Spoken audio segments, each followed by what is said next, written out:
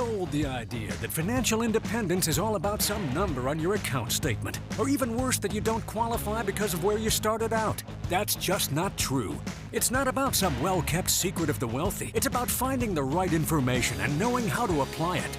On the Get Ready for the Future show, we're answering your questions so you can start making real financial change today. The journey to true financial independence begins right here, and it starts with you. From the 6th floor of 3 Financial Center in West Little Rock, Arkansas, in the studios of GenWealth Financial Advisors, this is the Get Ready for the Future show. Welcome and glad to have you with us. My name is Scott Inman. With me, John Shrewsbury, one of the founders of GenWealth Financial Advisors. We exist for our clients and our audience to take the steps necessary to discover, protect, and share financial independence. It's why we're on with 5 offices. It's why we exist for our clients as well in Arkansas and 1 in Louisiana. And it's why we want to answer your questions on the program each and every week. We invite you to get them to us. And the way to do that is to call us. You can call us and leave a voicemail, or you can actually text to this number, 501-381-5228.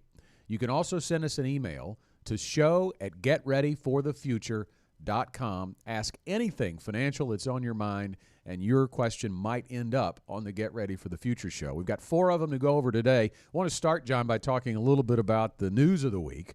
Certainly, it's been a tumultuous election season, to say the least, unlike any that I can ever remember.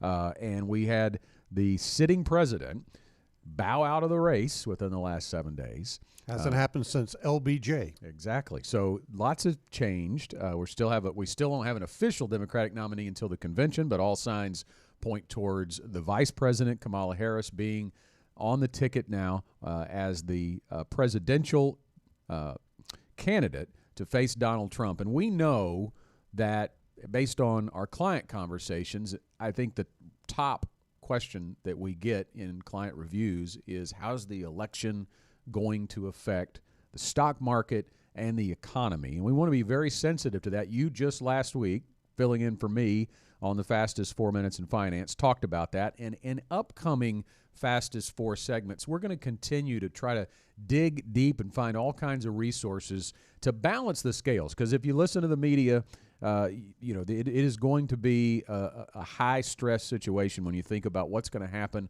post-election. But the reality is, as your segment pointed out last week, and most segments will, that historically, whatever happens is going to be a blip on the radar. It is, and this too shall pass is I think the mantra that everybody should have, regardless of who wins the election. The big question I have is, are these the only 2 choices we've got out of 300 million people? But that's a whole nother story. But I think that the big question, in my mind at least, is what will happen with taxes on the other side of the election. And this was actually set up way before this confrontation between Kamala Harris and Donald Trump ever surfaced. When the Trump tax cuts were passed back when he was president, I believe it was in 2018, 2019, there was a sunset provision on those tax cuts, and that actually ends at December 31 of 2025. So in 2026, if nothing is done, then they will revert back to the old tax schedule. But if there is a new president, obviously there will be a new president because Joe Biden's not going to be there. But if there is a new regime come in, meaning that the Trump people come back in, then you're likely to see things stay just as they are. If you have Kamala Harris come in, then the bets are really up in the air as to what she would do with taxes. That's the big thing, because I think that regardless of who the president is, there is much more complexity to this, Scott, than just the presidency, because you've got to get it through Congress and all of that. But if there is a blue wave, so to speak, then you're going to probably see some significant changes, especially in the mid and upper levels of the tax bracket. So if you want to stay informed on how the election could potentially impact your money and the economy, I want to encourage you, if you haven't already, to sign up for the fastest 4 minutes in finance. And you can do that by texting the word FAST to 381-5228. And what the Fast is for is, it's in 4 minutes or less. We will look at financial issues, and we're going to talk a lot about the election in the 90 days plus now left until the election takes place. And we do it on a video that gets delivered directly to your email inbox. So when you sign up, all we're really going to ask for is your email address, and we're not going to blow you up with a lot of other emails. We're just going to send that to you on Friday mornings. We record it on Wednesday and get it produced, and it comes to your email inbox on Friday morning. So it's as up to date as we can make it. So I want to encourage you to do that. Text the word FAST to 501-381-5228, and it only takes about 3 to 4 minutes of your time each week to get informed on things financial. All right, to the questions we go. Bernie from Mayflower, retired this year at 55, and my wife just retired this week. We're still trying to make the switch from saver to spender. How do we know when we can spend a little more versus being more conservative with our hard-earned money? We want to enjoy it without running out. Bernie, we could cut and paste your question and put it in to many, many clients. This is one of the chief concerns, if not the chief concern, that everybody that comes into our office initially before their clients has on their mind. It is a big issue, John, for retirees because in our language, when we hear going from saver to spender is going from accumulation to distribution. Yeah, and I think that if you want to just analogize this very simply, it's like taking, I don't know, let's say a well-coached offensive lineman and then telling him he's got to play basketball. And because you've been accumulating for 30 years or so, and you've been really good at that. You've got that game down. Now you've got to go to what is basically an income phase, a decumulation phase. I don't like that word because we try to not decumulate money. We try to maintain money, but that's really what you're doing. You're really trying to manage this to create income as opposed to grow the money. And so during your working life, you've really focused on, on a monthly basis that you've got income to cover your expenses, and you have to do the same thing in retirement. So it's really from a cash flow standpoint that you've got to look at this, not a dollar-based accumulation standpoint or the value of the statement that you have from your investment portfolio. So there was a recent study, Scott, that I want to talk a little bit about. This was done by some researchers that I'm familiar with, Michael Fink and David Blanchett. They wrote a paper called Guaranteed Income, a License to Spend. Now, Bernie's question actually is, how do we know that we are okay to spend a little bit more? Well, Bernie, if you've got elements of guaranteed income that are going to take care of your basic living expenses, then everything above that is discretionary. And so if you have a setup like that, and that is really very much the pattern that we try to follow, Scott, when we are working with clients, is that we try to get them to understand that there's really two genres of income, or there's two phases of income when it comes to retirement. There is the things that you absolutely have to have every month: food, clothing, transportation, shelter, taxes, insurance, all the basics. Those things have to be met with predictable, dependable, guaranteed income sources. What are they? Pension, Social Security, and income from, say, an annuity product or some other guaranteed income source. So those things have to match, just like balancing your checkbook. You want to balance the income need that you have with the income resources that you either have or can create from your portfolio to take care of that foundational income need. Then other resources above and beyond that, you can spend at will, because that's where really discretionary spending comes into play. Yeah, and I think if you dig deep in the wording of Bernie's question, how do we know when we can spend a little more versus being more conservative? The answer to that, the when, is to have a retirement income plan in place on paper that incorporates everything that John was just talking about. Your guaranteed income sources, so that you know your foundational income will cover your basic expenses. And then your discretionary income is a set monthly number as well. Now, you can take it annually if you want, but on your plan, you're receiving a monthly distribution for discretionary income on a monthly basis, taxes withheld, and then the net number hits your bank account, right? So then you know, and maybe that's more than you actually want on a monthly basis, but as you stack it up, then you know you have some cash savings. So the win becomes looking at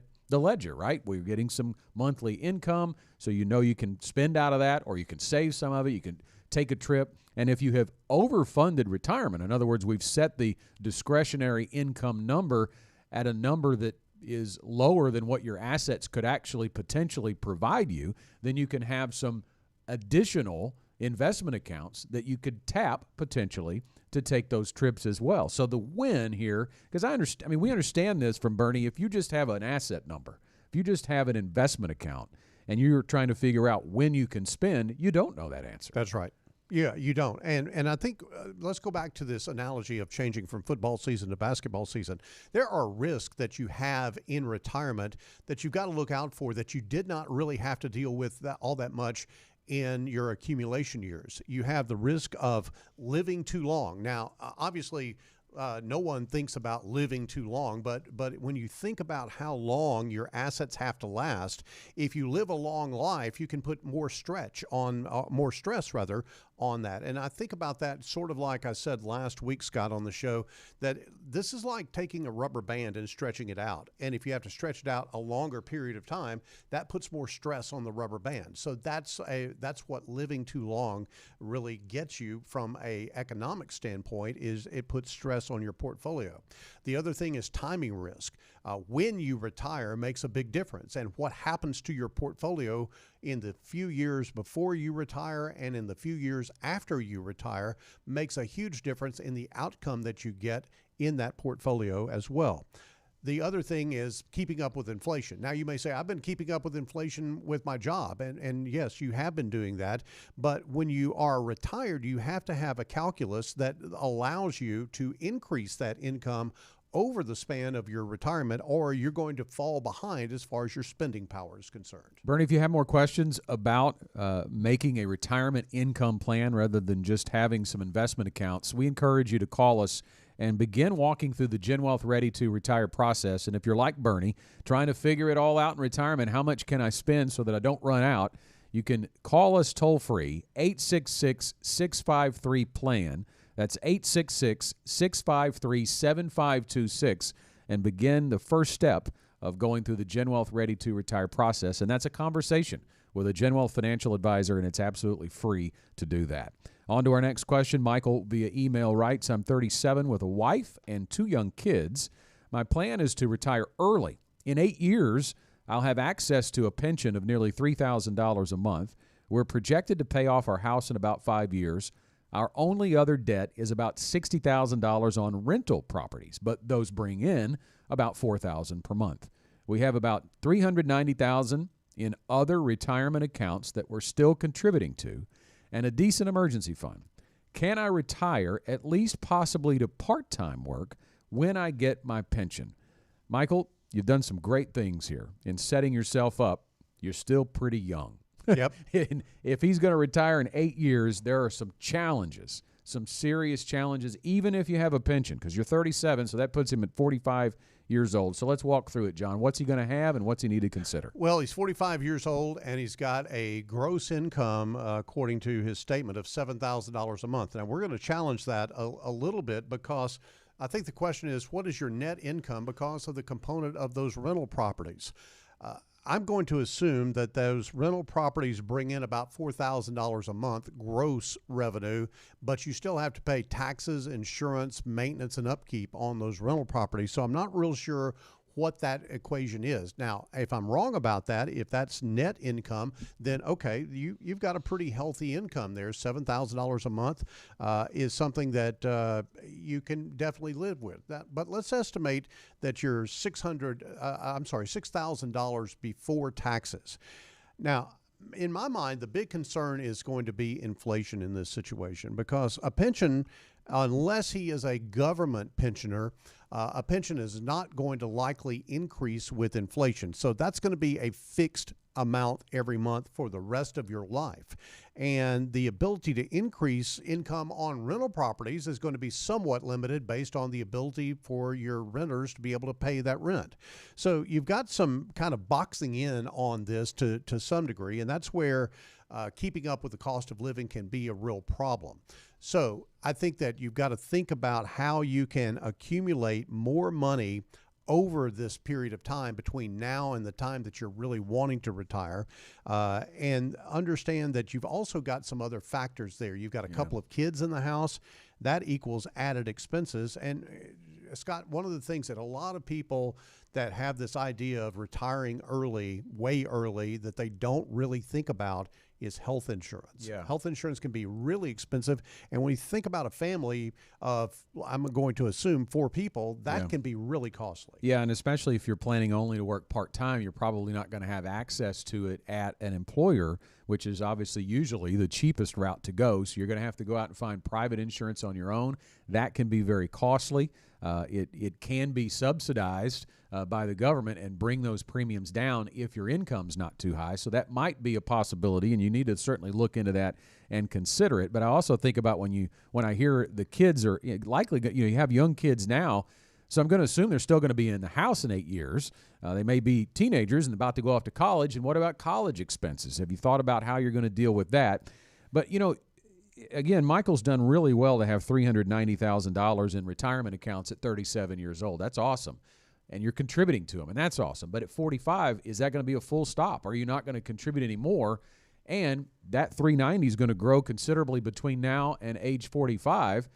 But are you going to be able to leave it alone so it can grow considerably in the future, right? So that's just such a long time to stop contributions potentially and begin withdrawals even on a large amount of money. It's just going to have to be sustained for a long time. So I think that's the challenge there. You won't have the benefits you would at a full-time job. Most of our clients who do this, and really the only people who have access to this at that kind of age, are either a military pension, potentially a firefighter, police officer, a teacher, but most of those folks are still going to work full-time on some level for at least a little while, even after they retire and get their pension. A lot of it depends on what your expenses are, as Scott's kind of enumerated. And I think you have to think about the fact that, as I used that rubber band analogy earlier, you're not going to stress Social Security, but that's at age 62 at the earliest. You're not going to stress the pension because it's a guaranteed source of income. What you do with the rest of that money is really going to be the determining factor here. I would say, Scott, that retiring at this point is not impossible, but it is fraught with several concerns, and I think it is definitely something that you would want to sit down with a financial advisor, work through this. You need outside counsel here to look into the situation because you can be emotional about this. You can have this great desire to want to retire, and you just let that kind of cloud your judgment on some of the key financial questions that you've got to answer. And I think that's where someone that has done this before can actually sit down with you and go through this and help you to understand what potholes and pitfalls there might be as you go down this road. Yeah, and finally, too, the other thing, if you're going to retire at 45 or any time before 59 and a half, you're probably going to need to give some real consideration to saving in a non-retirement account rather than a retirement account. Now, it's possible, he says he has $390,000 in retirement accounts. It's possible that if he has a public job that he's putting that into something like a 457, which he could actually access at 55 rather than 59 and a half. But if you think about the 401k, you think about IRAs,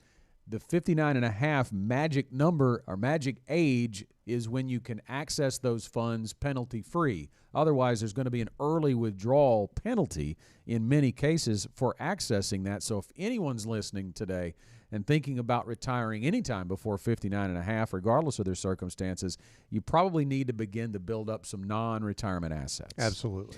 That's the question of the week. Thanks, Brad, for sending it in. And we're going to send you a Get Ready for the Future Show tumbler for being named the question of the week. And we want you to email us, if you can, to show@getreadyforthefuture.com to claim your tumbler. I didn't bring my tumbler. I got mine right here. I see that. For our video audience. There you go. It's a nice tumbler. I really like mine. I take it everywhere. I take it home, even though so sometimes they're looking for it here at the office. And Scott took the tumbler again. But we're going to send one to Brad. All you have to do is email us to show@getreadyforthefuture.com. Next question on the show. Marshall from Little Rock. I'm about to inherit a significant amount of money. I already have a 401k, IRA, and a couple of brokerage accounts. I really want to just park this money to earn some interest, but I want to be able to access it before retirement. Should I look at a high-yield account or a money market for savings? Marshall, thanks very much. Some things to think about before we answer where you should put the money. We don't know how much you have in a 401k, IRA, those brokerage accounts. You need to do a plan to see, are you on track for the retirement you want? And John, really, you say it best. Take a careful assessment of how well you're equipped for retirement. Yeah, you have to think about retirement has no safety net. It has no do-overs. It has no other source for you to retire other than Social Security and what you have accumulated.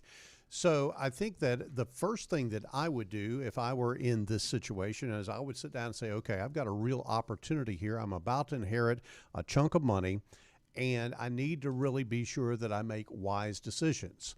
And wise decisions isn't the difference between buying a Mercedes and a Porsche with this money. It is a wise decision about how I secure my financial independence. Financial independence is the ultimate goal in any financial journey that you go on, like retirement. So I think the assessment of where you are as far as your 401k, IRA, your brokerage accounts, all of that type of thing, is it going to get you the income that you're going to want and need when you actually retire? If that's the case, then okay, this inheritance has a lot more freedom attached to it than it might if you are not going to hit your goals. But Scott, that assessment right off the bat is incredibly important. Now, if you want to spend that inheritance, and you're fine in that direction, great.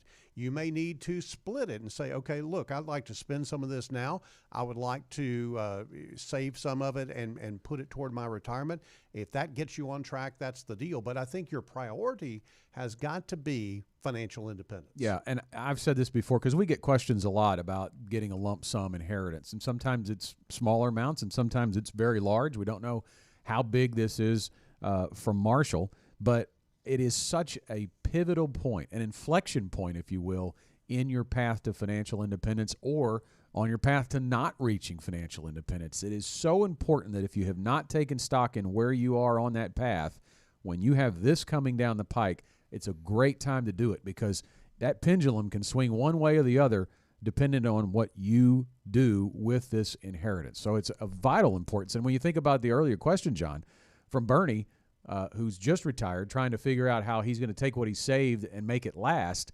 Look at where Marshall is. If he's even 15 years away from retirement, building that plan can show him when he does become Bernie that he knows what kind of income he's going to have because we can make some assumptions about where he's going to be with his investments. And then we can say, hey, you're on track. You probably don't need much of this, or boy, you really need to put a bulk sum, or if not all of it, into a growth strategy to get you to financial independence. Scott, Marshall has got a fight on his hands, and that fight really is right here in this this world distortion box that we call an iPhone or whatever device you may use.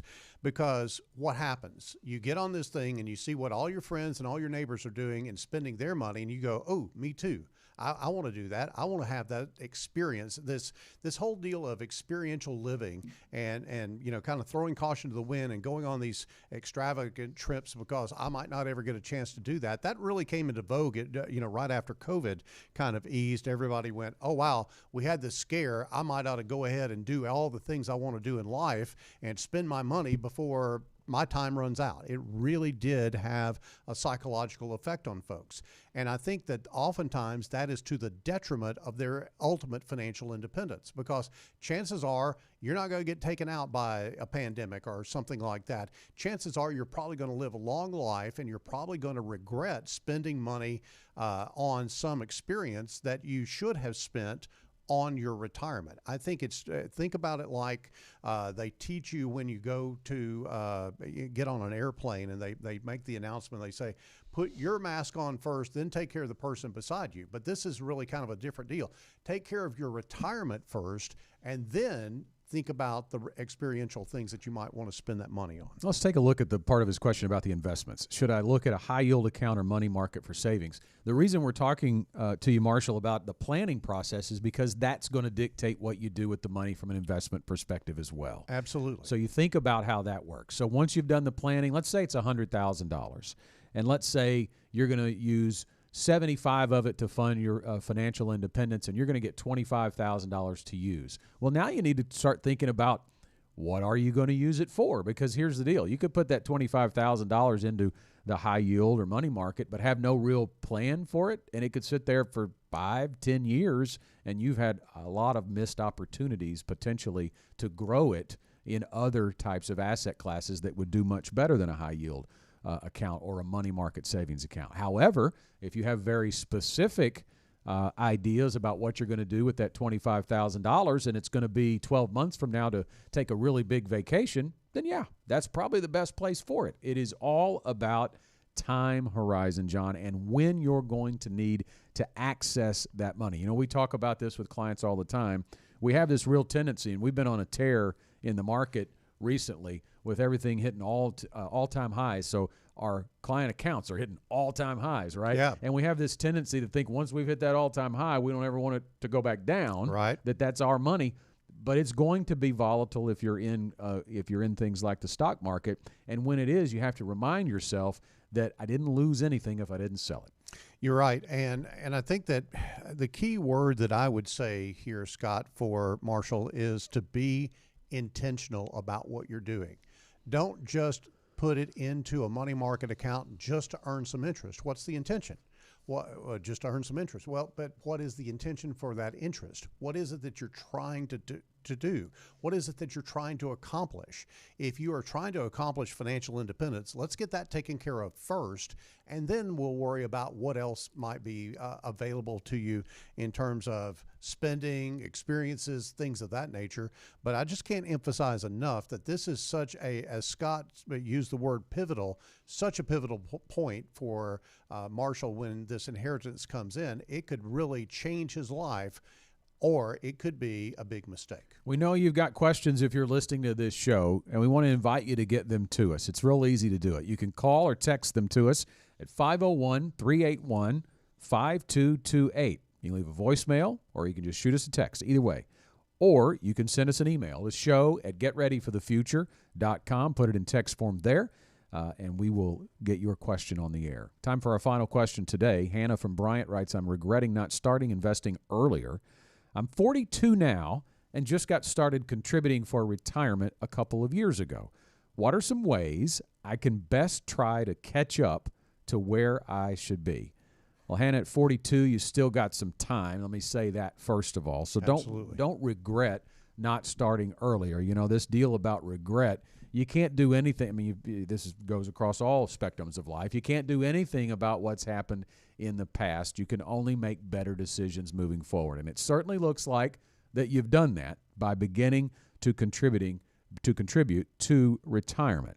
So when it comes to catching up, here's how we would start to work through that. The company retirement program, if you're contributing through an employer, if you've got something like a 401k, stretch yourself to make sure, if you're not already doing this, to contribute the maximum to that to make sure you are getting the complete employer match if there is. You talk about catch-up. There are some employers offering some very attractive matching dollars, right? And you can, in essence, double what you're putting into the employer plan if you're taking advantage of that. And I can't tell you, John, how many people will ask, what's your employer match, and they don't know. Yeah, the employer match, if you understand how most employer matches work, it is oftentimes 50 cents on the dollar or 50% of whatever your contribution is up to 6% of your salary. So what that means is that if 6% of your salary, let's say, is $3,000, so then the company is going to put in $1,500.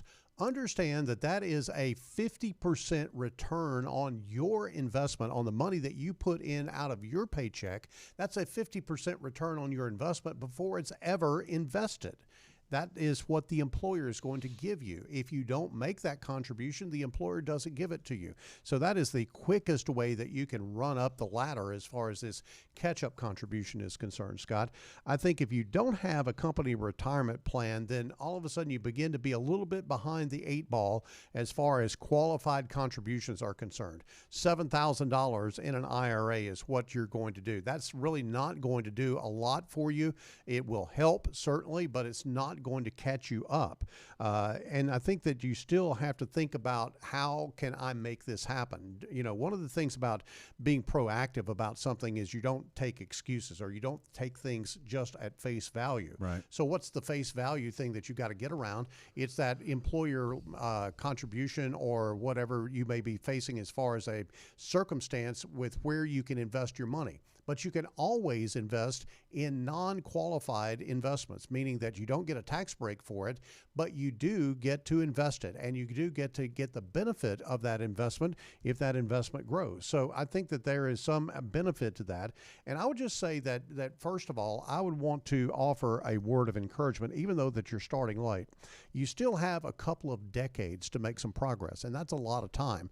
But you have to be focused. You have to be intentional. You have to understand what your goal is, and you have to work on that goal every day in order to get there. Yeah, and I think the other thing that needs to be said here too, because there's a lot of people who don't start until 42, and you've given them great encouragement there, but there are some hard decisions that are likely needed to be made here. You're going to need to, if you're not putting in, and again, I would encourage you to build a plan so that you know what you are now contributing is going to potentially grow to, and what that means for you in income at a chosen retirement age. And then you can start to shuffle the deck if that doesn't look real good, right? If your chosen retirement age is 65 and the income's not looking really adequate for you, you may have to push that up to 67, maybe even 70 years old, and we can show you what it looks like then. But the other thing you can do is increase your contributions, and that is a harder thing to do for people mentally, because many times they don't have enough margin between their income and their expenses, and you've got to create more than that. So talking to Hannah and talking to anybody listening who's in a similar situation, look at growing the income and reducing the expenses so you have more margin and you can contribute more dollars. Well, how do you do that? You got to reduce debt, look at expenses that you're throwing away and you don't need, right, and then lift your lid on your job, occupation, or career. Yeah, and I think, you know, a lot of people have side hustles these days. Yeah. A lot of people are making extra income. And if that extra income comes into your household, dedicate that extra income to catching up on your retirement situation. There are tons and tons and tons of opportunities out there if you just lift your head up and look around and say, how can I do this? As opposed to just thinking, well, I'm behind and I don't really have any way to make this happen.